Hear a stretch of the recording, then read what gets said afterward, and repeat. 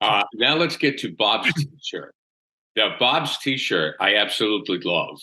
And for those maybe who don't know, and I don't know why you wouldn't, there's Larry Bird, there's Magic Johnson. It is the dream team. And we're going to talk a little FIFA basketball. And I'm going to introduce this topic with a story. Ron Borges, who was, I believe, rooming with Bob Ryan at the Seoul Olympics. No, in Barcelona. Barcelona. I'm sorry, not Seoul, Barcelona. So Borges tells me they were both working for the Globe at the time. He says, I asked one question of Bob Ryan, and he answered it over the next 48 hours. Borges said, he said to Bob, I mean, all these pros playing, what's the big deal? And Bob went, whoa, what do you mean, what was the big deal? I mean, Bob, I remember that, and we know that it changed the scope of the Olympics and amateurism was gone, and we loved that and so forth. But that was just such a monumental cultural moment with Jordan and Magic and Larry and all those guys on the same team. Take us back to that, if you could. It was an extraordinary experience. One of my favorite memories of a 44-year career with the Globe, and it was exceeded any expectation for the scope. Because it was not about winning and losing. Everybody knew they were going to win. Yeah. This was about exposing, and the whole purpose of it. Americans will still, some people just refuse to acknowledge what I'm about to say because they just don't understand. And that is, this wasn't America's idea. This was the idea of Boris Stankovic, the executive secretary, or whatever the title was, the big cheese, the big kahuna of FIBA at the time.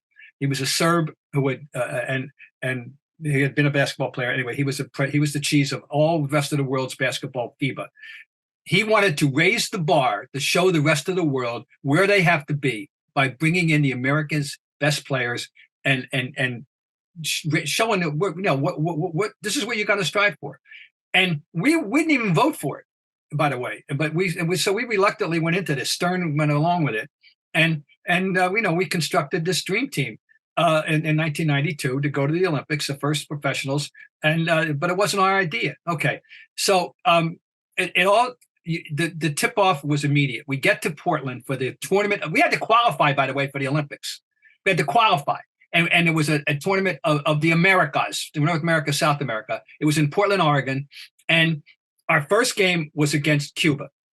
And before the game started, Cubans asked to have a joint team photo taken as a keepsake. Then we went out and obviously buried the Cubans. And a great line from the Cuban coach about the scope of the American splendor of this team. And it was, one finger cannot cover the whole sun, he said. and so so that's began the ritual. Before every game, the team had the photo taken. And my favorite isolated moment of the entire Olympic experience was we're playing Argentina. And they had a guard named Marco Milanesio, who was 6'5", a good player. I'd say, Jeff, the kind of guy he could be player of the year in the MAC, Okay. And he'd get drafted, but he wouldn't make the team, but he'd make somebody work hard. You know what I mean? That kind of guy. Anyway, good player, 6'5". He finds himself on a switch where he is being guarded by Magic. And he's posting up Magic on the switch that Magic switched off. And he's facing the Argentine bench. And he's yelling to them, "Fotografia, fotografia!" Something to show the grandchildren. Totally. I want to see that photograph. Okay, that. So anyway, now we get to Monte Carlo, and that was another experience, and for a week. And point being, everywhere they went, and in Barcelona they were rock stars. They were complete rock stars. It was and everybody else lived in the village. They lived in a 4-star hotel, and nobody cared. I mean, nobody thought they heard nobody mind. Anyway, and then and the games go, and we're showing them how to play basketball, and we trailed once for one possession in the entire Olympics, and that was against Croatia in the championship game where we fell behind something like in 1918, something like that. One possession lasted less than 20 seconds because Barkley came down and drilled a 3 to put us ahead, and we never looked back. And here's the great one, guys. Chuck Daly, in the course of the entire tournament, never called a timeout. and so there was no need. So anyway, never needed to call a timeout. So that's that. I mean, but the experience. Now, here's how I'm summing it up. You think we would have had 100+ international players, which we have every year now in the NBA, absent the dream team? The answer is no. We spread the basketball gospel. That's what Boris Stankovic wanted. We spread the gospel, and it was. And so for people who think we just were sulking and sore losers because we got beat by the Russians, or the Soviets, excuse me, in Seoul in '88, no, had nothing to do with that. This had everything to do with Boris Stankovic wanting to raise the bar, and we went along with the program. And it worked. It's worked. Look at the NBA today. Well, we're better for it, though. We're much better for it. Hey, our last 3 MVPs, who are they? Yeah, a Greek, national guys. Yep, a Serbian, and a Cameroonian. Yeah, and we love the way they play the game. I mean, we love to watch Denver. No, and that's just the tip of the iceberg. You know, I mean, we have a little Slovenian in Dallas. He's not too bad. And but we've got all anyway. And you get a Frenchman as your #1 draft pick. Okay, so now you want to know about the shirt.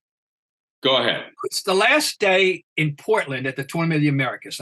We Sunday, and I am writing at the scores table where we were, and after the game, and I hear an announcement over the PA that they were having a closeout sale on merchandise. Anybody interested? Now's the time.